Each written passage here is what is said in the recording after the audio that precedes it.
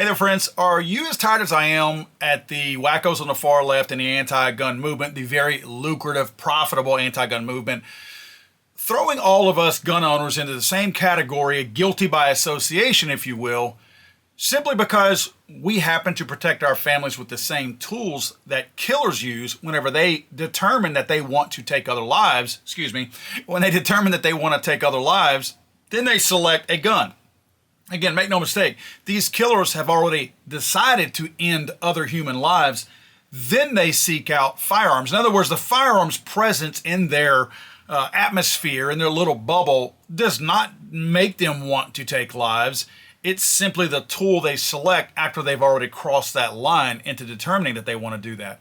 Well, the Washington Post put out a hit piece today on AR-15s, and I'm doing a lot of work behind the scenes. In fact, I have some other friends trying to help me out also to find out who's funding this.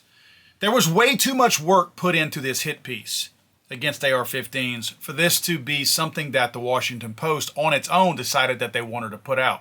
So my guess is there's some really good money behind this. Look for some full page ads and things like that from Bloomberg's organization and the crazy moms demanding stuff to come out. But anyway, I'm working on that. I'm looking.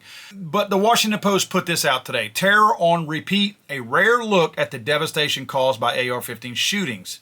Now it's got an editor's note down there. It says the photos, videos, and personal accounts below are extremely disturbing and may be too upsetting for some people.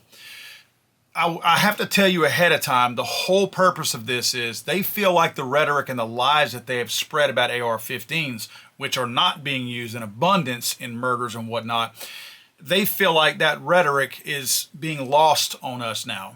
In other words, it's not getting the type of return that they expected. It's not making the impact that they expected. So now, because they couldn't do it based on lies, now they're going to push to emotion. And let's be real here. The anti-gun movement has been very successful whenever they evoke emotion into trying to change people's minds. You have to look no further than Uvalde for the anti-gun bill that was passed last year, and every other state that has some kind of a mass rampage killing. Right after that, the governor and the local politicians are calling for anti-gun rules, laws, whichever. So they've been very successful in that. So this is, I think, their realization that, hey, we're on to something here. We can get people's emotions tickled a little bit and get them to start forwarding articles for us, doing social media work. In other words, doing their own social media marketing for them. You get people to get a little emotional and they're going to forward these stories, which in this case, there's some stuff in here that's probably hard to not only look at for some people, but also to listen to. I'm not going to play the videos, but there's some videos where you have actual cell phone footage that is being played while shootings are taking place. And it's difficult to listen to people who are either shot or in panic mode with the different types of guttural noises that they're making and things like that. Nevertheless, the pictures they show, lots of blood, lots of bullet holes. All of this is to stoke fear and to drive all of this based on strictly emotion. One of the first slides says, when a gunman fires an AR-15, a seemingly safe, familiar place instantly transforms into a hellscape of chaos, destruction, and mass death. Implying that the AR-15 is what makes this somehow go from a seemingly safe, familiar place to transforming it into a hellscape of chaos, destruction, and mass death, because they did lead it off by saying, when a gunman fires an AR-15. So while they still do keep the gunman in there, but they notice they keep gun in there. They don't say the killer, they say the gunman. When the gunman has an AR-15, that's when this transforms. It doesn't say anything about when somebody has a knife, a baseball bat, or anything like that. But they don't care about them. As I stated in my video yesterday about the Louisiana Tech stabbing, no gun was used. They don't care. It's not some kind of an epidemic of school death. It's an epidemic, of school shootings for them. They don't care if somebody dies if a gun was not used. Let's move on. Now, the thing I want to point out while showing you some of these photos of these shootings, this is Sutherland Springs. This is, I believe, Parkland. This might be Uvalde or Parkland. This is, I believe, Uvalde here. So you're going to notice in some of these pictures tons of rounds of ammunition. You know why there's tons of rounds of ammunition, right?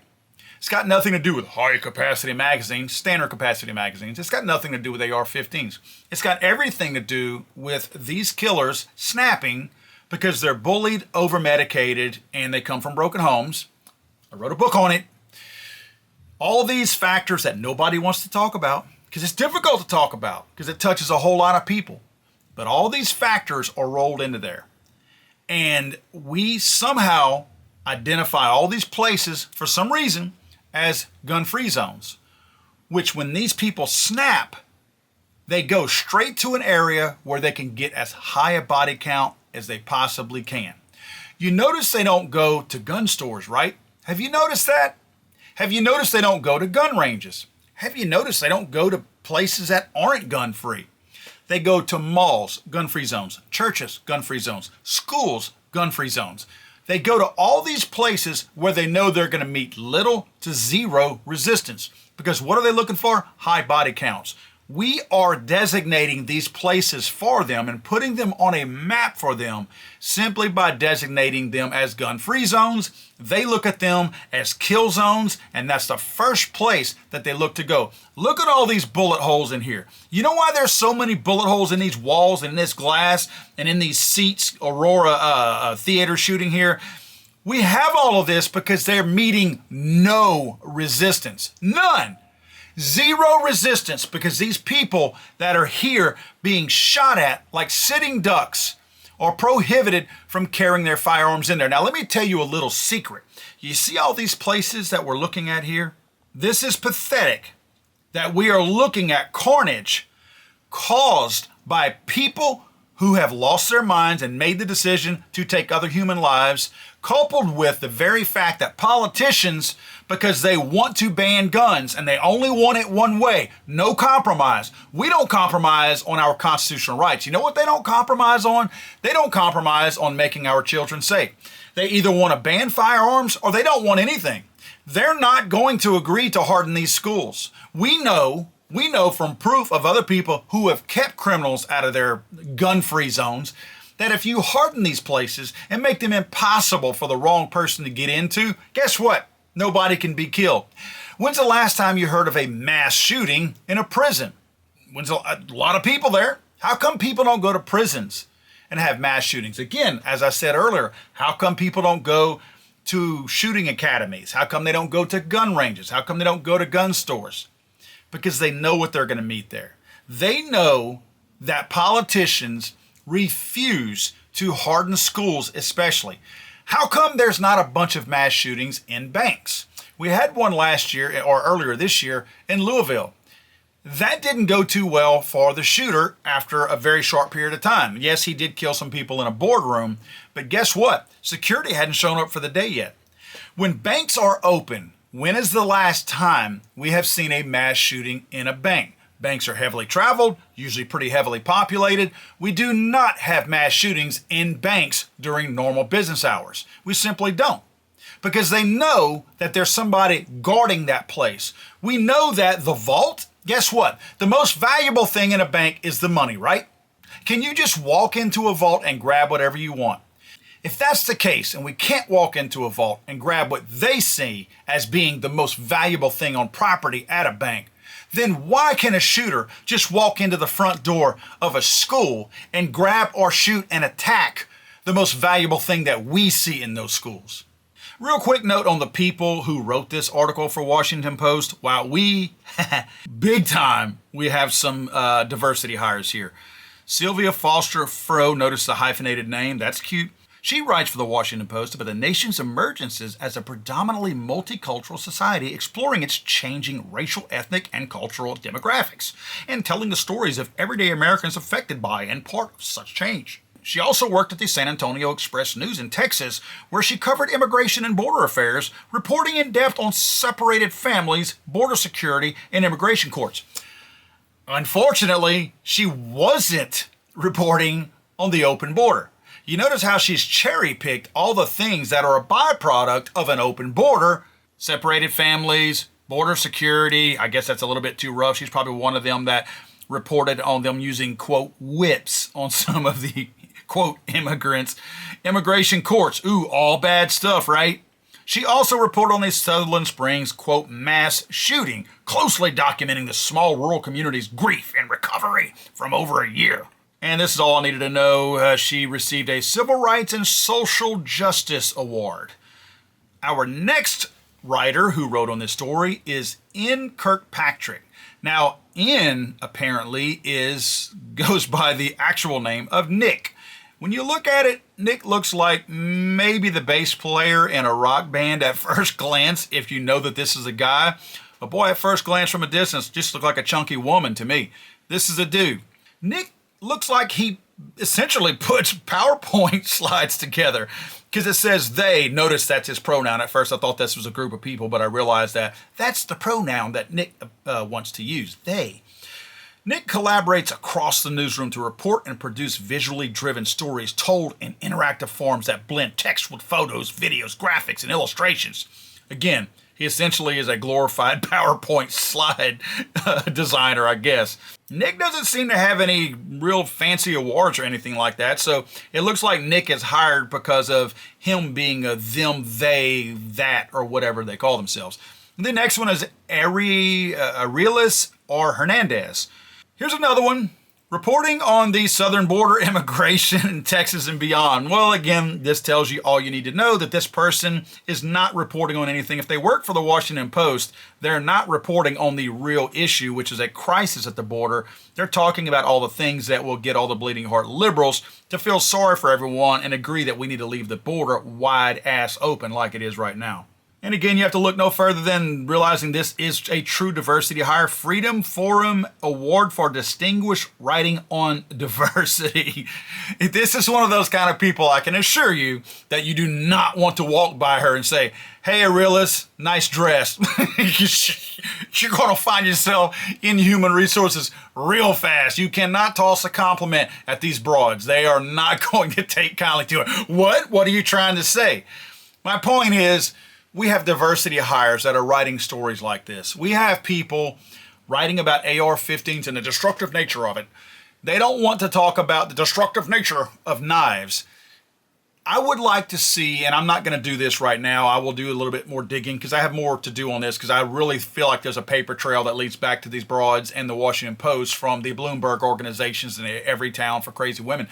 So I'm going to do a little bit more on that later, but I want to make sure that you understand that these are the kind of people who are writing these stories. These are the kind of people who will not do stories on knife attacks.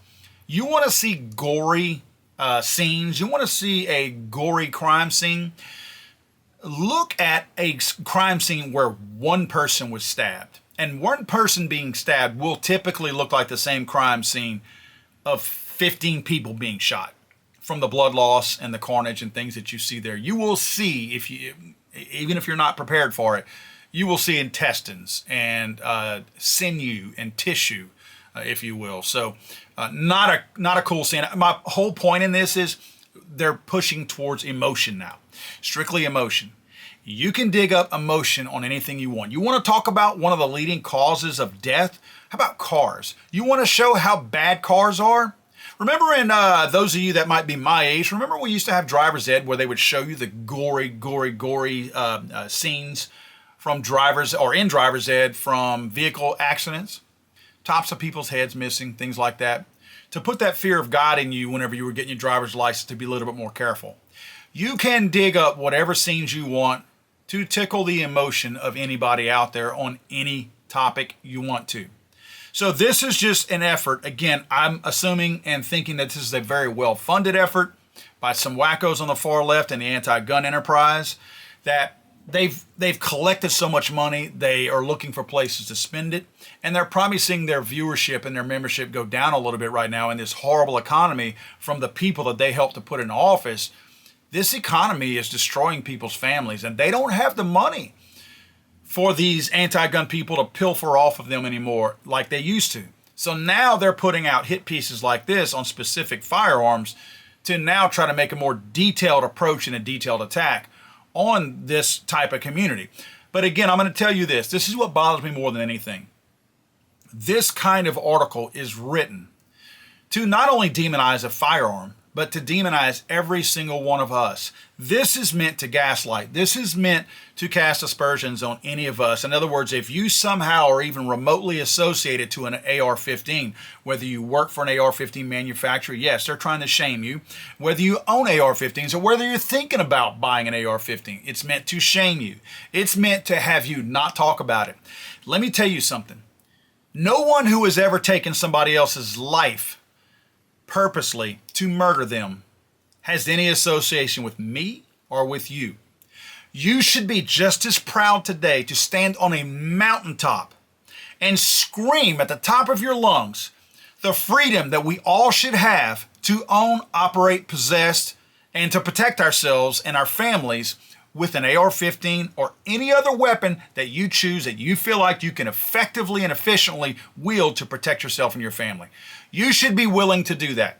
You should not be silenced by these people. Do not let these people gaslight and shame you into being quiet about the God-given rights that you and I have.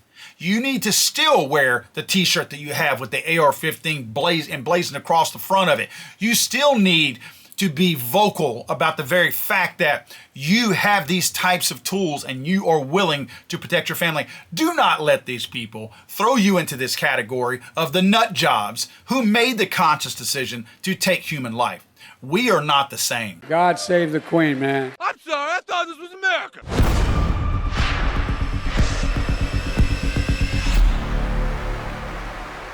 He's so horrible.